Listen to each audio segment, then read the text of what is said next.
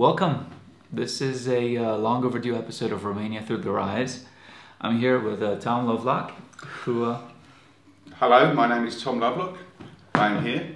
And after 4 years at my age, being somewhere else after 4 years is a good thing, because you know, 60 odd, 4 years, doesn't always happen. Has it been 4 years? It's been 4 years, yeah. My it's been God. 4 years, yeah. 3 addresses. Honestly, I haven't kept count. I don't know. Yeah, 4 years. It's gone by like a Believe flash. me, I'm an ex-car dealer. It's 4 years. I would not lie. Honestly. Honestly, sure. All right. So we've cleared the first question, right? What we're going to do is we're going to ask the same questions over again. This is at Tom's request. We might also venture into unknown territory in terms of questions, but we're going to try to stick to the script if it's possible. So we've already cleared the first question. We already know who he is. He doesn't have to reintroduce himself. When did you come here? For those of you who haven't seen your first interview. 2010. 2010. And we've been, we live in Bucharest, just outside Bucharest, but we've been continuous in the country since 2010 as a home. We call it our home now, yeah. Okay. Why did you come here? We lived in the Middle East. We've been there for a few years. I'm retired basically, but Patricia is a teacher, so we followed teacher's career, but Pat's teaching career, and this is where the work was, or where the job she wanted to do was, and so we ended up here in Romania. Okay, Patricia being, for those of you who don't know? My wife, Patricia, the most wonderful person in the whole world. Of course, Pat's right over there, turning red and laughing. Yeah, I know, but it's a threat. No, she is. So we basically followed Pat's career, which is what she wanted to do, and the job she wanted, and so we came to Romania, and we've stuck it out. Awesome. So, how did you come here? On a plane. Did you now? Cateva on a plane, yeah, straight into Ottapen. Yeah, directly We talked about that at length during the last interview, didn't we? We did talk about that at length, yeah, because it was Cateva Airways, and we have left the country also by plane since, but it's it's a flight. You get on a plane and you just sit there, and they tell you when they open the doors again you're someplace else. You don't know. Maybe they've just painted the scenery outside. No one knows. But that's it. We came Cateva Airways and straight to Ottapen. Long haul flight. It took about 5 hours from the Middle East. Not bad. And 3 months later, our furniture turned up by ship. Same way with us when we came over from the States. Yeah. Well, ours came through the Gulf where all the piracy goes on. In the, I forget what they call it, the Red Sea, and sadly the pirates decided not to sort of try and take the ship with our furniture on, so hence we weren't able to claim anything back on insurance, so hence we're sitting here with no money, and I still don't have a new car. But there you go. Pirates are unreliable. There's never one around when you need them. Isn't that the truth? We've already cleared this next question, how long you've stayed here. We've done that. We've also cleared the next question, which says, what do you do here? Mm-hmm. Okay. Actually, do you want to maybe say a few things about what you've been doing since then? We've been travelling around Romania. Obviously, I'm what's known now as a house husband, so I look after the house. I walk the ever-growing dog. I look after our tribe of cats. We've got 5. Aisha and Peter, who came with us from the Middle East. And now we have Jensen, Button and Fernando, who are Romanian cats and not Formula 1 drivers.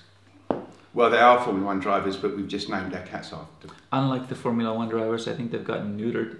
Yeah. Well, we got the 3 of them neutered because we didn't want to end up with Kimmy and Lewis and Nico and all the other Formula. I didn't want a grid of 24 wild cats living in the garden, so they're all fine now. So we just stuck with the 3 top drivers. We're all right on that one.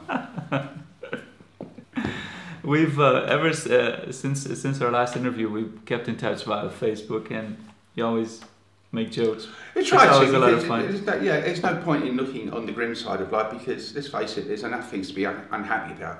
Plenty. Yeah, plenty. All you got to do is pull out your wallet and take a look inside it, and that can make you unhappy. But pull out somebody else's wallet and have a look inside that. That's happiness. You need to concentrate on your work there, Raoul. You keep laughing. Do I now? Well, it is my show. I get to do what I want. Yeah. All right. Oh. Have you changed your opinion about this next question? What do you think about Romania and the Romanian way of life? Is it different from the way things are in your country? First of all, we've not actually lived in our country for 11 years now, so that's kind of, you know, an unknown for us. Because, although we visited a few times, and what I see back in the UK, I personally, I don't know Patricia, but I personally would not like to live back in the UK at the moment. I think there's too much conflict, there's too much division, there's too much expense, there's too much of everything. It just doesn't seem to be working right. Romania has pretty much worked out up to our expectations, if not more, than what the first time. I mean, I really, really like living in Romania. I think things are going well here for us. They're probably going well for Romanians, probably not as fast as Romanians would like them to go, but you see improvements because we see it, because I'm doing nothing. I'm hanging around the house being a house husband. So when I get out and about, I can see things kind of getting better, slower. Then they should be getting better, but they are getting better. You know, things are improving. When I was quite impressed last year with the presidential elections. Mm-hmm. I'm not taking sides because I don't know whether the guy who's the president now is good or bad, or Mr. Ponce who lost would have been good or bad. I don't think that's what matters. I think what mattered is the guy who won wasn't the one that the establishment were expecting to win.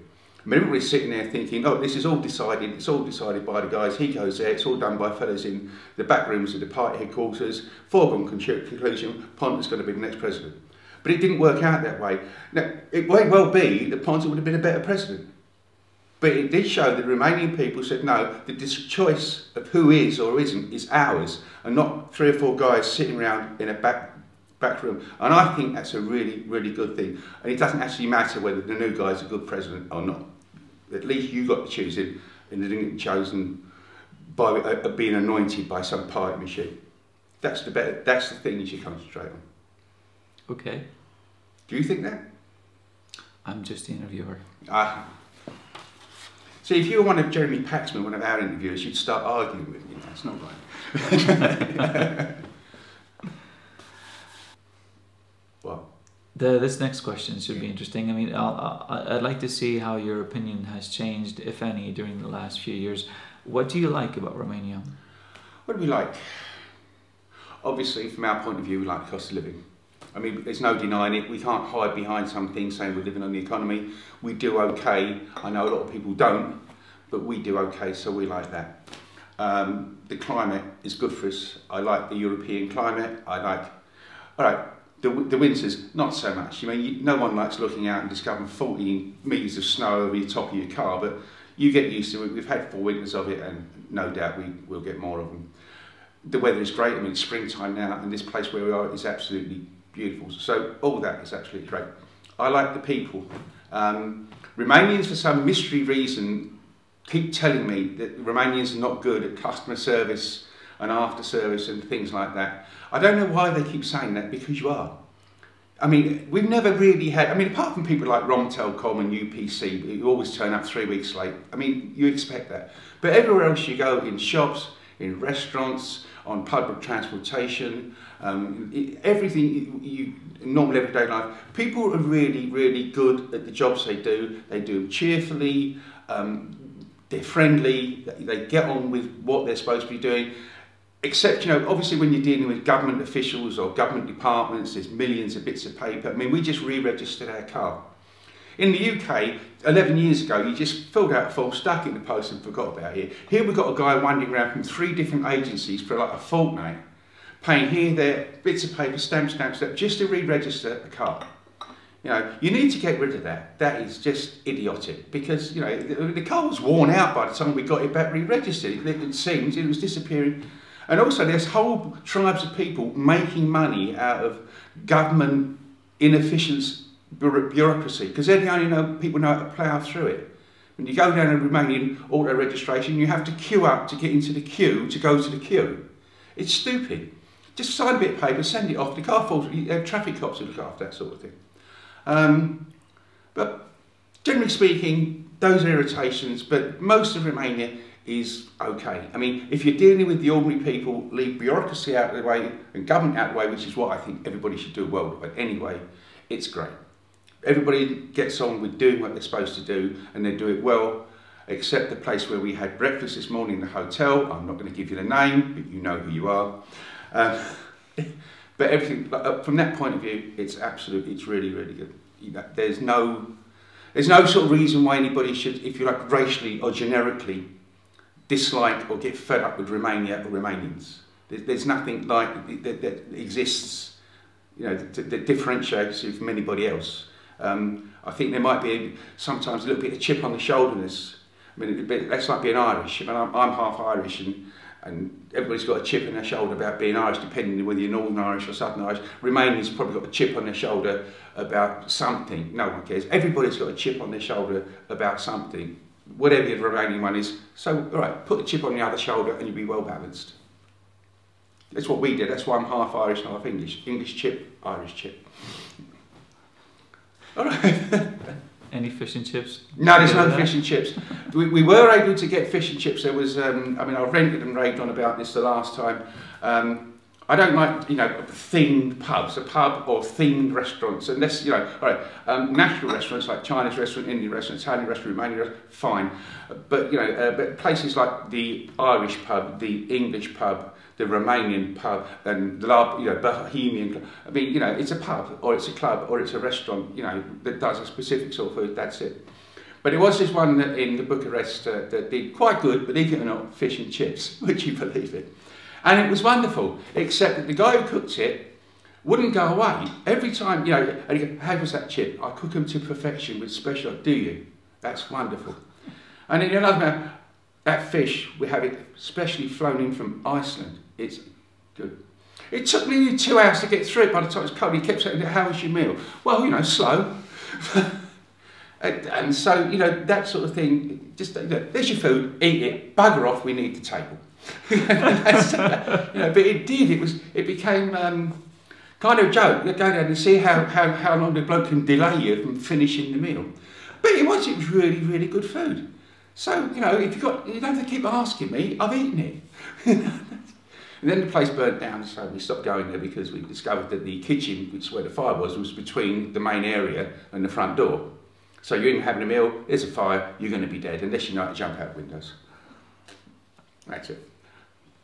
All right. This next question, I think you've already partly covered it. Pardon me, probably. What do you dislike about Romania? Drivers. Drivers? Drivers. You went on and on about that during the I'll tell you something about it. You're not just bad drivers, you're inefficient drivers. A lot of you are, in fact, dangerous imbeciles. I've never seen such a low... It's not that you don't know, you don't know how to control a car, you have no understanding. The thing weighs 2 tons, it kills people. Why do you think that it's necessary to drive along in your 2-ton killing machine with your phone stuck in your ear, trying to change gear with the other hand, with not steering, whatever kilometre you're doing over the speed limit, and not caring that there are other people on the road? Now, this behaviour is generally confined, but not always, to people who drive large black 4-wheel drive vehicles, usually built by someone called Porsche or Mercedes or something like that. Now, you've got to be really dumb to buy a Porsche Cayenne in the first place. I mean, no one, if you buy a Porsche, it's a sports car. It's not a bloody great 4-wheel drive thing. You can say that you're an idiot if you do that. But the standard of driving generally is just so absolutely lousy. I've never in my life thought that I would be so pleased if somebody imported a load of British traffic or American highway patrol cops over there to drag these people off the road. Because you will kill, or you must be massacring loads of you. And who do you think he is wants to hear from you every 2 minutes from your stupid mobile phone when you're whizzing along the road at whatever time of day you're doing it? It's crazy. The driving is bloody appalling. It really is from start to finish. A day does not go by where you don't see some acts of not just recklessness or craziness, we saw plenty of that in the Middle East, but sheer blind stupidity. You asked me, I told you. All right. We should probably postface this by saying that Tom was a copper many, many years ago. Many years ago. So he knows a bit something about the law. Yeah, but your drivers don't. It's become a bee in my bonnet, and particularly the mobile phone thing. It's just, and I mean, for instance, I get up in the morning very, very early. We're early risers. We've got this big dog who barks. I don't like disturbing the neighbours. I actually go out a walk at 5:30 every morning. It's a dark road. It's peaceful. Once you've clambered into your boots, controlled the dog, walked out the gate, closed it, it's all nice and peaceful. It's very quiet. Me and the dog calm down, and it becomes very pleasant, regardless of the weather. Until some dumb ass goes past in his big black car, splashes you up on his phone, with it, you know, steering up the road, and it's on a private estate compound. He's doing, it's 25k is this legal. The guy's doing 60, phoning someone at 5:30 a.m. in the morning. Who wants to hear from him at 5:30 a.m. in the morning? You know, it's nuts. You know, I mean, what would you do if somebody phoned you at 5:30 a.m. in the morning? You'd either just hang up, throw the phone at the wall, or fire the guy if he was an employee. So what makes these people think that they need to do that? I don't know. You asked a question, that's it, you've lit a fuse now. I'm going into one. I'm getting excited about it. Yeah, I mean, I've done the car thing, I've done the driving thing, learned to drive, understand, you will be much happier and you'll get to where you're going a lot faster than you're actually doing. I mean, we've seen gridlocks and traffic jams are not caused by roadworks or an accident. It's been caused by some dumb sod who's decided to sit in the middle of the road. We saw somebody the other day, parking, find a parking space. Don't just get to where you're going, stop and get out of the car, because you're still in the middle of the road. I've seen people do that. I've seen people do it. And it's just remarkably idiotic. I know. And and those things that stick out on the doors, they're called mirrors. You look in them, and you've got indicators to these cars. You can tell other folks what you're doing and see where you're going. All the cars are coming equipped with it, except apparently black convertible Bentley Continentals, because there's a lady who lives near us who's got one, and obviously she's very poor because she got the cheap model because it hasn't got any mirrors and it doesn't have any indicators and it doesn't have a rear view mirror. I'd like to see that cheap Bentley model. Yeah, well, yeah. I mean, she thought so for €300,000 car, and it hasn't got any indicators, and stuff like that, or reverse gear apparently, but that's another story. Yeah, it does not have reverse gear because she tried to get me to go out of the way, going along like that, and she was waving at me. And she was parked, and I'd parked opposite, but she just had to reverse out. She was got, because parking space is opposite, and she said, I wish to go through there. I said, well, just reverse out, you can't get in the car. Put it in reverse, go back. She wouldn't do it. She would only go forward in the car, possibly because she hadn't got a rear view mirror and couldn't see behind. That was probably a thousand euro extra, right? That's why she did it. She didn't have a rear view mirror. That's probably because she had the cheap version, the Bentley Continental. LE, limited edition cheap model, the one they bring out as a lost leader when they're trying to clear them out of showrooms and stuff. Anyway, apart from the driving, other things I don't like about Romania, obviously Romanians don't, your roads need repairing, which is following on from the drivers thing. You get your government to spend money fixing potholes and repairing roads. Where we are at the moment, the roads are great. Round in where we live, the roads are appalling. They are absolutely dreadful, and all they need is resurfacing, and it doesn't cost a lot of money, so stop nicking the money, use it for the purpose it's supposed to be for, which is fixing the roads. Transportation, communication equals money coming into the country. Do that, and then you've got a lot of things going for you, but whatever. I mean, there's no airport. Where we are at the moment, where's the nearest airport? Where is the nearest airport here? Here. Sibiu, I think, or Târgu Mureș. Târgu Mureș, yeah. I mean, that's a long way. I mean, there's only one airport, and this is a big tourist, or should be a big tourist growth industry area. But with one airport, which nobody's ever heard of, it won't be. And there's only two airports. Two, yeah. So all right, we've got two. So there's two airports that nobody's ever heard of instead, except Ryanair, and they're probably telling everybody this airport up here is actually northern Bucharest. It's only a 5-hour drive away. Because that's what they do, Ryanair, you fly to Paris and they land you someplace called Italy. You have to drive back. Yeah, but it's a local prison airport. What do you care? You only paid 15 quid for the ticket. Don't fly Ryanair.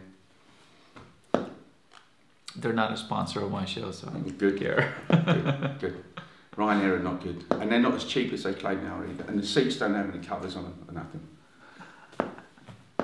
Were they the ones that were floating the idea of charging you for the use of the toilet? They're also the people who are thinking of fitting out the cabin plane so everybody stood You know, so you've got to see Really? you're standing there, patching like sardines, all standing there, unable to go to the toilet. And you know, I suppose you give the guy €1, someone to go to the toilet, a little conveyor belt comes along with a pot on it.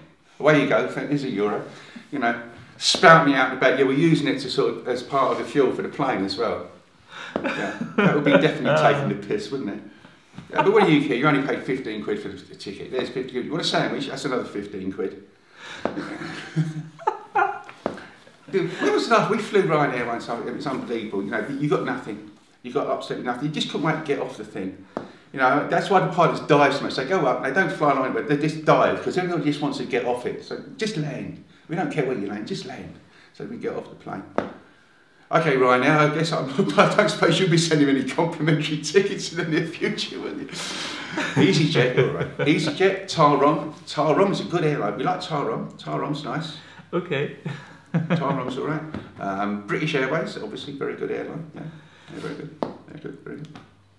Apart from that, there's not much I don't really like about Romania, really, because it's more or less the same as everywhere else in terms of things going on that you don't like.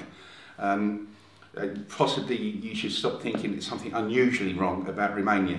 As Romanians, you should think, you know, everybody thinks we must be crap because we say so, but you're not, and everybody isn't saying so. It's the media that's saying so in the West at the moment, and they're only doing it for a reason. Same as 20 years ago. I thought about this last night. I had a conversation with you about, you know, you once asked me if Romanians had a bad reputation abroad. And right now, yeah, you do. Sorry, but you do, especially in the UK. But it's nothing to do with Romanians. Absolutely nothing. 25, 30 years ago, English people had a terrible reputation for being football hooligans abroad. Horrible football hooligans. If you thought English, you thought football hooligans, smashing up roads, fighting cops, that's what you thought.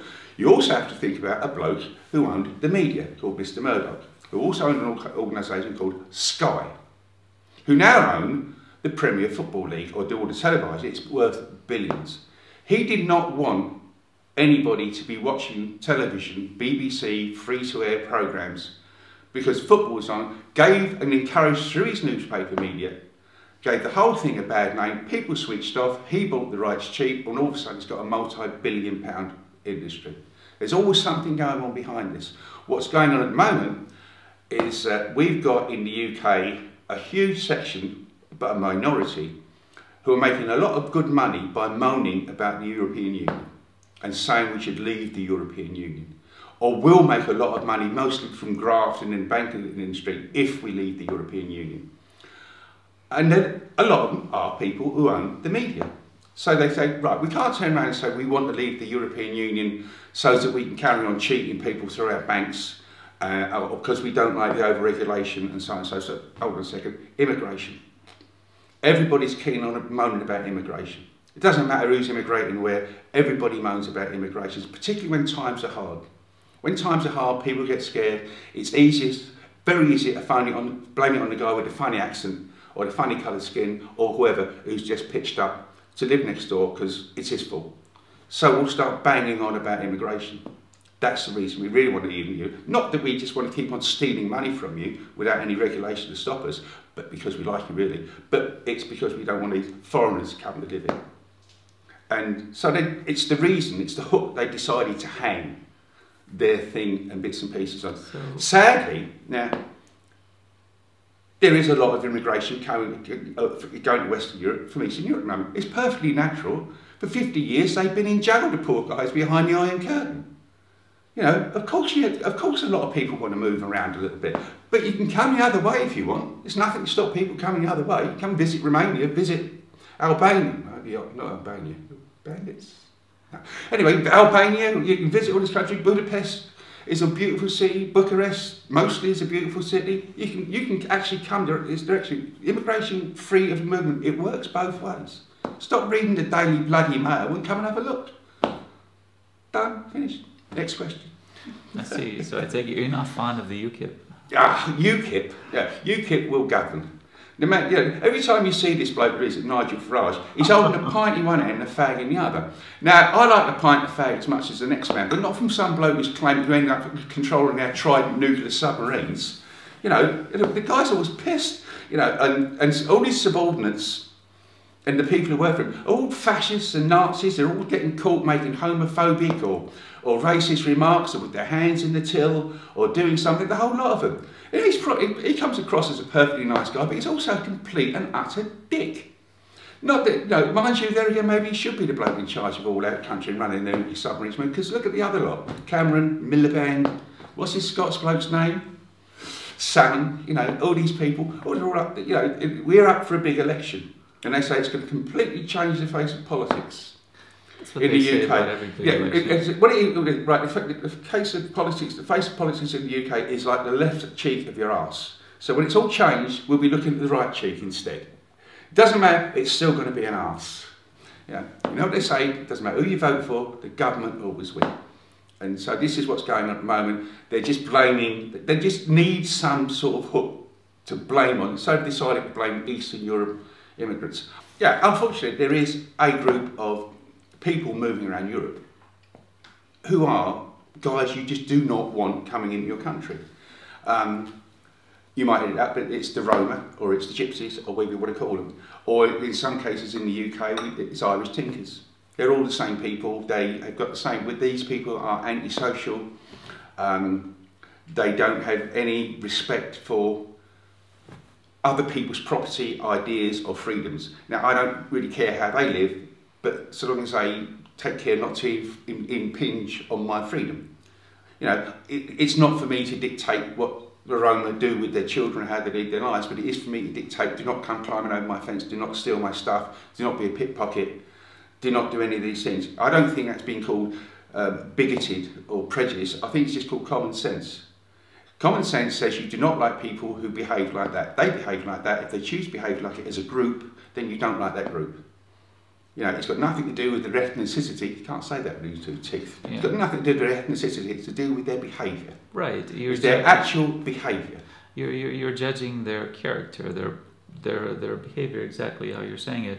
You're not judging them by the colour of their skin. No, because to be perfectly honest, exactly. I have met, I mean, there are all sorts of people who live in Romania, I mean, you know, where of different extractions, Hungarian, German. I mean, I've seen people with ginger hair, blue hair, blah, blah, blah. I wouldn't know, you know, if somebody came up to me and spoke to me normally, whatever, I wouldn't know whether you are a gypsy or you were a Roma or not. Same as I wouldn't know if you, an Irish tinker, if I spoke to you in Dublin or not. Yeah. But I would, if you know what I mean. Not because of what you look like or your accent, but I'd know by your behaviour, and by your general demeanour, by the way you live and where you live, and how you impinge on other people's lives. You know, you push your way in with your outrageous. I know you can't walk down the street, you know, in Bucharest or some places without, you know, people being begged. I don't, you know, if you're poor and have nothing to eat, you know, by all means, you know, ask people for food. I will feed anybody who's starving. I'm not going to give some guy 10 lei because he tugs on my arm and goes around the corner and gets in a Mercedes-Benz and drives home in it. You know, and it's so obvious. Nor am I going to have some bloke sort of tapping on my window at a set of traffic lights, holding a bunch of, I don't know, stuff, windscreen wipers, insisting that I buy one and stand in front of the car. This is not the way to go about doing it. If you start behaving well and people are still behaving badly towards you, that's bias and that's bigotry and that's outrageous. If you carry on doing that, then don't come knocking on my door, because I've got an answer for you if you do.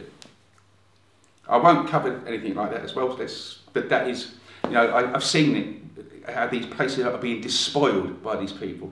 And let's be fair, they're supposed to be people with a great heritage and all the rest, but they should be despoiling it. They should be being part of the background, but part of the colourfulness of the tourist industry and stuff like this. Right. Not a blight on it, and yet they are a blight. Mm-hmm. And unfortunately, when they go across abroad, a lot of these people who end up in the UK, they don't come from Romania at all. They come from Sweden and Norway and places like this. They don't come from Romania at all, but they're getting branded by the same. Romanians are being branded, and probably Bulgarians and other Eastern European nations are being branded because of people who have nothing really to do with them. Yeah. And it's just not fair. If you lived here, you would know that. You know, if people lived here, read the Daily Mail and voted for UKIP, actually came and lived here, they would know that. They would know how we, and I count myself the same as a normal Romanian in this, how we feel about it, these people. We'd like to see the back of them. Unfortunately, they've gone to your place, but hey, it's got to go somewhere, isn't it? Yeah. What Tom was talking about, if you're not aware of the issue, a lot of the Saxon homes in Romania, right here in Transylvania, southern Transylvania, where we're filming this and where I live, a lot of the Saxon homes have been taken over by gypsies. And these beautiful homes that have stood for hundreds of years are now being despoiled by them because they don't care about the heritage, they don't care about the legacy of these homes. They move in, they squat in the homes, and then they start destroying them. They start tearing the house down and burning it for firewood. They don't pay taxes, of course. They don't take care of the upkeep of these homes, which were left behind by the Saxons who fled the communist regime.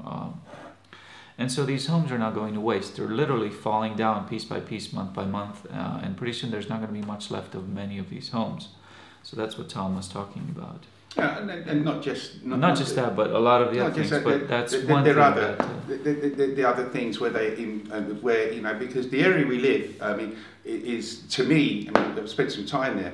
It matches Tuscany and places like that any time in terms of scenery, heritage, food, wine, the people, anything like that. It could be a match, except for this blight on the area, and it is a blight, and they are taking, these people are starving, they are taking their livelihood away from perfectly honest people who are unable to take advantage of this beautiful place they live because of these people sitting here. What they should do, clean up their act, become part of it, and not start complaining that they're being biased against because they're gypsies. You're not, you're being biased against because of the way you behave. Stop behaving like that, and we don't care what we're called. Exactly. Or rather, some ignorant, bigoted people will still be against you, but then they'll have no right to be. When you start, falling in, no, you don't have to fall in step with everybody. I mean, you don't want to be all walking about wearing the same suit and tie. We don't want you necessarily to dress like myself and Raoul are wearing, especially that tie. But what's wrong with my tie? Because you've got your customs and your heritage, which is great. It's fine. But the only way is they have to do it from within. They have to stand up for themselves, turn around to these criminals who run them, these gypsy princes and kings, whoever these people brought, and says, no, enough is enough. The same as the Romanian people as a whole are turning around to the ex-communists who used to run, enough is enough is enough. That's it. Stand up for yourself, demand your rights. Your right is to earn a decent living. Your right is to have your children educated. Your right is to have decent homes which you pay for over your head with proper standing. You have a right to do that. Not to be booted out to go begging on the streets because with your child, by some gypsy king who lives down the road who's cackling away in his house with a Mercedes-Benz stuck in the roof. With such, that's all. You have a right to your own life. Take it. And there are laws in the country which will protect you. It should protect you, and if they don't bloody well protect you, vote for someone who enact the law so it does protect you. Simple as that.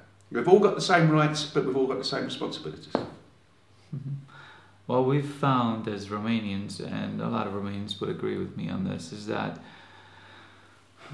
the gypsies, what they do is they are complaining about not having the rights, all the rights that the rest of the populace do, but then again they don't want any of the responsibilities that the rest of the populace has to shoulder. So that's something that's not well, exactly. I mean, it's the same. We've all got the same rights. We've all got the same responsibilities, but the two go hand in hand together. You can't have one without the other. Yeah. It's just impossible. I mean, I don't see why any group of people, minorities, either colour, whatever, should be discriminated against because of your gender preference, your religion, your race, your sex, anything like that. Nothing like that at all. As far as I'm concerned, everybody is the same. I don't understand why there has to be special laws for this group of people or special laws for that people, or there should be rights for these people, because in my mind they've got them already. Everybody has these rights, and if you're being treated in a way, it's not that you don't have the rights, it's being you're denied your rights, and there is a big difference. There is a big difference between not having any rights and just being denied your rights. If somebody's denying your rights, then you've got someone to go to. If you don't have any rights, then you're a slave. And you're not slaves. Any interesting experiences you've had since you've been in the country? They are legion and too many to mention. But when you ask me to, like, my mind sort of kind of goes blank, oddly. But we've had all sorts of bits and pieces that, you know, look at that. I mean, if there was something happened, like today, we went to a place, you know, a guy who was a really, really nice guy, but the man's a businessman. He's nobody's fault, but he's a really, really lovely guy. We just dropped him a visit out in the blue to ask him to do something for us, which he wouldn't normally do for anybody. And we were perfectly understood. He could have said no, no. Instead, he did exactly what we wanted and just said it's on the house. It's no charge. Really, really great, and gave us some really good, because we're up here on a kind of a quest at the moment, which is, you know, it probably leads on to other questions about our commitment to staying here and settling in. Well, we've been here 5 years, so it looks like we've done it already, but settling permanently in Romania.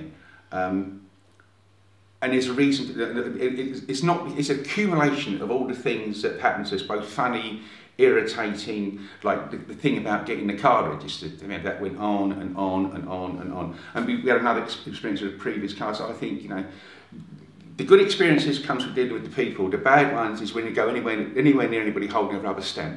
Then you're in trouble. You know, which is bureaucracy. Or picking up stuff from the post office. I used to go and get parcels packed from the post office, and the lady knew me. She actually knew me personally, and she'd hide out and she'd go, okay, ID. ID. And oh, I've not go back, get your ID. But you know, yeah, I still got your ID. And he used to write down the same numbers every single time. And you go to the post office, some places, there's 97 people working behind the counter. Maybe 5 customers, and the 5 customers are all queuing and waiting because nothing's happening. It's just nothing's happening. We got a flat once near the zoo, which we didn't really realise. We knew the zoo was there, but we didn't realise that one of the main features of our nightly entertainment would be the sound of Lena the tiger roaring in the distance. Well, not even in the distance, she was quite close by actually. It was unusual, isn't it? You know, you're sitting out on your balcony and what's that noise? It's a tiger roaring away. You know, I thought I'm in Romania, not Delhi. You know, stuff like that. Experience, you know, the dogs which disappear. You know, there is this myth about wild dogs are only in Bucharest because Mr. Ceausescu booted everybody out of town and they had to abandon their mutts. But let's be fair, Romania, there's wild dogs all over the place, you know, in all parts of it. So it wasn't just him tearing down that so that you build a palace, was it? It means a lot of you just boot the dog out the door when you're fed up with it and stuff like it. So it shouldn't, if you don't want a dog, then don't get one in the first place, or have mine. You can have him. I can't really. He's already offered his dog to me. We had so many really great things, and so many sort of, you know, it's, you know, the unusual in a way has become the norm.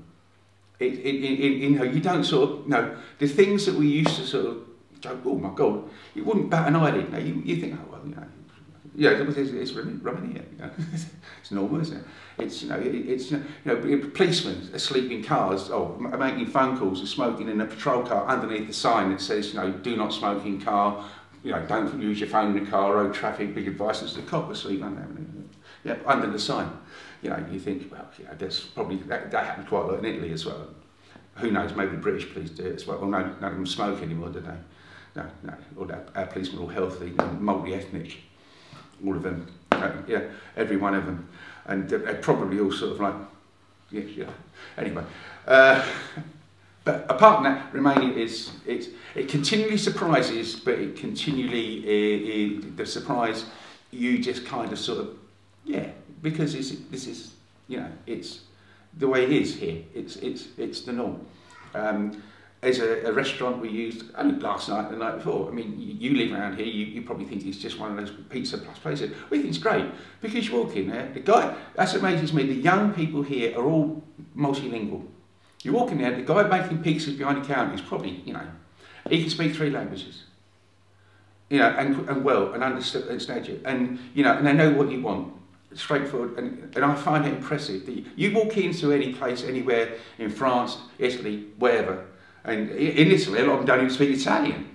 You know, and in England, for sure, a lot of them don't speak English. But here they all speak every single, you know, you name it, they can speak it. And that is impressive because, and you can do that anywhere. And it's not just in places up here, you know, up in Transylvania, but in Bucharest you can do it. People who do normal things, the guy who collects our garbage, you know, he can speak English. And he's a garbage collector. And to you what else as well, we can get our garbage in any part of Romania collected on time, on a given date, and they turn up on time and take it away. We don't have to put it in separate little boxes. We don't have to negotiate with the dustman which one he takes on Tuesday, which one he takes on Thursday. They sort it all out. And what we actually do is we pay for it. You know, the lorry comes round, the guy takes the garbage, they do the sorting. You know, and we can do that. You can't. We can, because you can't do that in the UK anymore. They give you little boxes. No, you can't put that in there. You've got to put that in that box. I think they're moving in that direction here as well. well. Yeah, but nobody actually knows. They got the three things there, the green one, the yellow one, and the black one. And everybody does all that with the salt. And then a lorry comes and slings a whole lot at the back of the same lorry, and off it goes. Which is, I suspect, what happens everywhere else as well. So I think it gives it the idea of doing that. It's like, the unusual has become the norm. Because it is the norm. You know, I mean, I think I said the first time, you shouldn't get off and think, oh, it's all different. But we've had some nice things, some nasty things happen to us, and it's got nothing to do with because it's Romania. It's because these people are really great people, or they're not. You know, there's some stunning scenery. I mean, I love driving along, driving up here along the road here. You go along the side of the river, and you can see the mountains coming towards you, and it's still snowing up there, and I've been on the chairlift, well not a chairlift, but a cable car up to the top of the mountain. Right. First time in my life in Sinai. Never know, I've seen Where Eagles Dare with Richard Burton, Clint Eastwood fighting on the top of it, but I've never actually been in one, and up we went. And been up the top of the mountain. We've driven around a little bit, which is why I don't like the driver so much, because we've had modes of transportation is always cars. I've not actually had the privilege of getting on a railway train yet in Romania, but I'm telling you, some of it's quite an experience if you're in that sort of thing. You know, when we overtook 3 trains on the way up here, you know, normally trains overtake you when the track runs alongside the road, but here it's different, you overtake the train. And there's nothing on this, it's creeping along. But nothing disastrous. I mean, when you say unusual, is it something, usually it's something bad. So nothing really bad has happened to us where we think, I remembered that because that was really bad. You know, that's a nasty experience, and that can only be down to living here in this country. It was bad. So nothing, loads of good things. We've had loads of good laughs. We've made lots of friends. You know, we've got lots of, you know, up till now, you were one of them. Made lots of good friends. So yeah, there's nothing I'm going to say, because when people ask that anything unusual, they're usually, yeah, this was terrible, or you know, somebody burnt and stole our dog, or someone did this, that, the other, or you know, I couldn't get my granny buried because they were on strike. You know, something like this happens, but we've never had anything where you could just turn around and say that has specifically happened because it's Romania. Nothing. To us, it's just been living. You can live the life here. It's just like normal living, and we love it. Yeah, we just really like it. Then you've got Lidl. Lidl is good. Lidl is cheap. Lidl do cheap beer and wine. Did you know that Lidl, I'm advertising at Lidl, have got one of the best wine lists for the price in Europe? All you've got to do is look. But they've got some superb wines, they're very cheap. Am I allowed to? Lidl? He's referring to Lidl, the supermarket. I am. Not Aldi, Lidl. I don't know about Aldi. I'm referring to Aldi, the supermarkets. I shouldn't advertise, but why shouldn't I? They're probably paying you. They probably will. Lidl, hello. I'm wearing your socks. Actually, I'm not. But no, because I bought these in Marks and Spencer. But I've got little socks. They're nice. Yeah. There's nothing. I went in a little. This is actually. Well, sorry, I don't know. This is just Romania, but whatever. I went in there, and they sell kind of everything. And when you can do your day shop, and they've got right, you could walk in there in one hit in there, providing you had a big enough basket. You could have bought the entire instruments, including amplifiers and drum kits, to equip a rock band. You could have bought a huge telescope and included a tent to stick it in, a big round one, to become an astronomer. A complete collection of gigantic power tools, plus do your weekly shopping all in one go. It's just, who goes in? You know, you're walking down the shelves, you have bananas, can of peas, oh, set of drums. You know, it's not exactly an impulse buy, is it? You know, it's not how Guns N' Roses got going, is it? They focus in Lidl. Do that. But I think I'm not sure if they do that in back in West Europe, but I imagine they probably do. You know, apart from that, some good, some bad, some indifferent, but nothing that would say, "Ooh, it's Romania." That's why that would drive us away or anything like that. What advice do you have for compatriots looking to visit Romania or to stay here? Basically, just take it as it comes. I mean, I think you asked this question. Well, no, you did before. Is that when you got to make, do not be expecting anything different. Don't, you know, you don't get off the plane or get off the boat or get out of your car, wherever you get it, with a shell around you. Just embrace the life. You know, I mean, it's perfectly normal. Obviously, you know, there is, make a good contact with someone who knows to thread their way through the paperwork trail. But if you're, you know, if you talk to people from your own country or your own whatever, everybody's got a guy.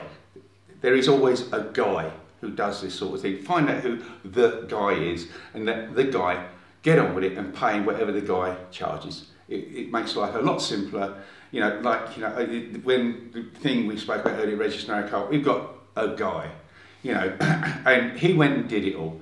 Because for you, it would be a nightmare. It's a nightmare even from Romanians. Even for Romanians. As I mean, they use the, Romanians also use a guy. Yes, we do. Because, I mean, we tried registering our car ourselves when we, because we switched it from one address to the other. Just to switch it from one address to the other was a nightmare. Yeah. And dealing with government employees who accused you of trying to defraud the country because you waited a few months to register it. Yeah. And so we tried it once, then we couldn't get all the paperwork together. Yeah. Tried it again the next year. Again, they were asking for all bits and pieces of paperwork that we couldn't find. And so finally this year we just hired a guy to help us with the paperwork and we finally got it done. But it's just... Yeah, because the guy does it. And the guy knows people down at the place where, you know, where all this mayhem takes place. So I did once go with our guy, and it's those of you who know it, it's near Aviații in Bucharest. It's a big building on Sotia Pipera, and it's a crazy place. I mean, it's a 1,000 place car park which is overflowing. There are 2 huge flights of steps which are overflowing, everybody waiting, drinking paper. People take books up there. People write books. I don't know. And you go in there. But our guy, and there's a big office building opposite with loads of people sit at desks charging you to fill out all these forms, you know, with the typing and everything. Our guy takes me, we fled our way through a big crowd of people, and I think, oh my God. He said, no, you do that, because he knew the person, they waited for him, hi, lots of handshaking, a few hugs, ties up, away we went. Across the road, I thought, yeah, this is where the real way starts, because this is the official building with all the cops and things. So he disappeared out the side. Okay, come back. He said, right, it's maybe 5-6 days to get your number plate, and off we went. Done. So you need your guy. Don't do, especially the British, do not do this pig-headed thing about we're not being had over by anybody. We'll do it all ourselves. Do not do that. Speak to your compatriots. Find out who the guy is. You know, if you're in Bucharest, contact me, or people know me, and I will tell you who the guy is. I won't do it over here because it's advertising. Little, but he's a good guy, and everybody's got a good guy. If you come up this way, I mean, I'm sure you can, you know, whatever. We're all on Facebook, and just who's the guy, and just do that and follow their advice. Do what they say, and then you'll be just fine. Yeah. Then you'll just, you know, whether you're buying property, whether you're buying anything, always get someone who knows what they're talking about. Not just local laws, but local customs, the way people think locally, the way they do business locally. You need somebody who knows the area very well and knows what land is good, what land is bad. Because and you can't rely on real estate agents. I mean, this is just my advice from my experience. When we were trying to buy land in this area, we hired a real estate agent to help show us a few lots. Yeah. And he was trying to sell us land right next to the army training grounds, where they come once a month and start shooting cannons and machine guns and everything. That would have been a fun place to build a house. So you can't rely on real estate agents. There's probably some people probably like a house next to some place where you can shoot cannons and machine guns, but don't. But to be fair, to be perfectly fair to Romanian real estate agents, but nobody trusts real estate agents in the UK either. Yeah. I mean, because they're all liars and thieves, and they'll take you look at a photograph of a house, you think that's a nice looking house, and then when you go and look at it, you know, discover it's built in front of a gasworks, or there's a airport runway running right through the garden or something, which just doesn't happen to be in the photograph. And we all know about Photoshop now, don't we? You know, oh look, yeah, there's a lovely picture like that. Oh, didn't we tell you about the factory next door, or the coal mine, or whatever? It can't be a coal mine, we shut them all. But there was, you know, something like that. So again, you need a guy. You just find a guy, a local guy, and you find out what's what here, there and everywhere. And quite honestly, as far as that sort of thing, I would, anybody around here, if he was going up and buy some property in the UK, find a guy, you know, in the UK. Someone who's not going to basically lift your leg. They'll charge you money, sure, but everybody's got to earn a living. Everybody's got to earn a living. Anything else, I mean, again, it's a European country. You know, you don't have to be worried about sort of customs about, you know, should your wife wear a headscarf or what is considered normal and this. Well, there are countries where you go to where, you know, smoking is a thing. Because smoking is more or less the norm here. I don't know if it's compulsory or not, but I mean, Rao doesn't smoke, but, you know, everybody else does. I mean, we was in a restaurant, like, the girl behind the counter was like that, you know, and stuff.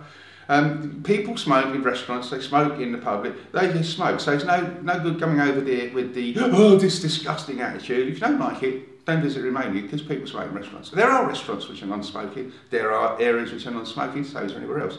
But they aren't as uptight about it as everything. And there is no law, well, there are laws against it, but it's, you know, they're flexible, you know, they are flexible, and no one's getting, you know, if you don't like, oh, you're worried about secondary smoking, this and that, don't go there. There are loads of lovely places where I'm sure you don't have to smoke, and loads of other places where you do.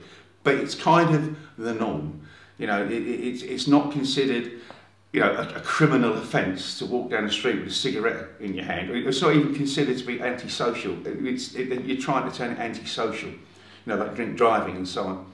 In the West now, they cleverly, right, enforcing the law didn't work, so they just made it antisocial. So it's a bad thing because people don't like it, which to me it's a good, you know, it's a good way of doing it. But no one's trying to make smoking. I mean, you don't think I'm disgusting or horrible person because I smoke, but people walk up to you and go, "That's a disgusting habit," you know. Really? Yeah, it's complete strangers. I guess it's a disgusting habit. I say, so is walking up to complete strangers and insulting them. A fairly disgusting habit. It's quite a dangerous one as well, you know. But it's kind of like, you know, in terms of customs and habits and the way, if you like, the laws of local things control you. It's like kind of taking a bit of a step back in time, because, you know, in the UK, from what I hear, there are millions of like laws and bylaws, and you mustn't go here, you mustn't go there, and there's TV cameras watching you everywhere. It's not like that. It's much freer once you realise you can do these things. You go, oh, you know, in the UK, if there's no sign saying that you can play football on the grass, then you can't. Here, no one minds it unless it's something specific.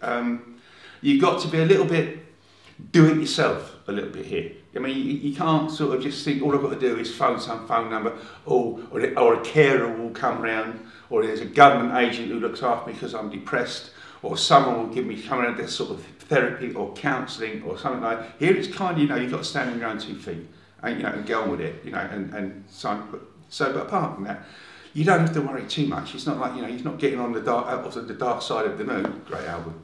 You're not, you know, it's good. Yeah. We're going to play a bit of it in a minute. But it's a good place to be. You know, especially here now in the spring. I mean, you want to see the weather. I've never seen such a blue, clear sky.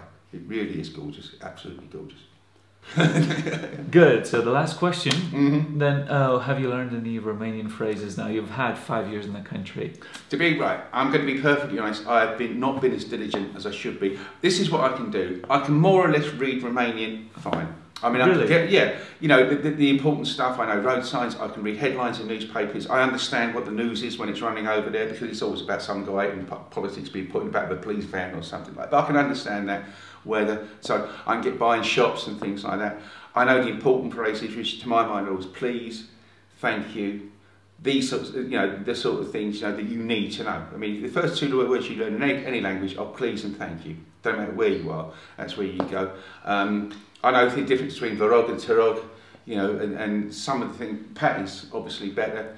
I'm kind of too old to get my head around speaking. I can understand, especially if I'm spoken to slowly, and I can make myself understood. And I know, oh, you know, you're never too old to learn and stuff like that. Bullshit. You know, I don't want, you know, you say I can start, I've seen you do, yeah, this old guy's 77, look, he started lifting weights. Well, he's an idiot. You know, why would you want to do that when you're 78? It's time to sit and put your feet up and stuff like that, you know. But I'm just too old to do it. Plus, I've got the new set of pearly teeth. Did you know, by the way, I don't know. Right. I mean, you know, where's the capital of something like Delhi is the capital at the moment of heart operations. If you want to pay privately for heart surgery, you go to Delhi. It's the best. You know, and plastic surgery, you go to somewhere in Nevada because it's the best, you know, for private. You know where the dental capital of the world is? Oh. Bucharest. You're kidding. If you want to get your radiance sorted out, your teeth, you know, whatever, Bucharest is the place to go. It's like a mini sort of cottage industry. You know, a lot of it's in Caledonian and around that area as well. All these like real high class and good dentists. I mean, these people are quality people, and the work is done. I mean, you know, you can get stuff done there for a couple of €1,000, which would cost you €15,000 in Western Europe, and just as good and just as quality. Look, beautiful pearlies. I've got them. But I've got new teeth, and I'm not bothering trying to get around a new language at the same time. But I can get by in the sense that I can make myself understood. I can be polite to people. I can count. I know where, you know. I can understand where I'm going or what I'm doing. I can understand if people are insulting me or not. I can understand if people are, you know, oh, an idiot, you know, because you often get that, you know, behind people's backs. No, I'm not. And at shops and stuff like that. But to hold everyday fast conversations, I mean, a lot of English people can't speak to me because I speak so fast. And when Pat, my wife is Scottish, and when she starts going, we don't understand what we're talking about. Probably that's what we get on to. Well, no one understands. But it's the same when people are sort of colloquial, you know, because you said there must be colloquial, different Romanian accents. People up here must speak different to people than they do in Bucharest or up in Cluj or whatever. So it must be that kind of thing. So to our ear, it all kind of sounds the same anyway. You know, so if you're travelling around, you have to speak slowly and clearly in a specific accent to make yourself understood. And I can do that, but no, I haven't learned to speak Romanian fluently and or in any sense of the word, if you like. So I'm not going to sort of say that, you know, because, you know, no. Okay. Or no. Yeah, niciodată. All right, Tom. Anything else we'd like to talk I about? think we pretty much covered it. I think people probably realise that we've more or less settled that Romania is our country now. We call Romania home now. But we like where we are. I like the country, Patricia likes the country. We're committed to it as a country, if you like. We're committed to it as a country.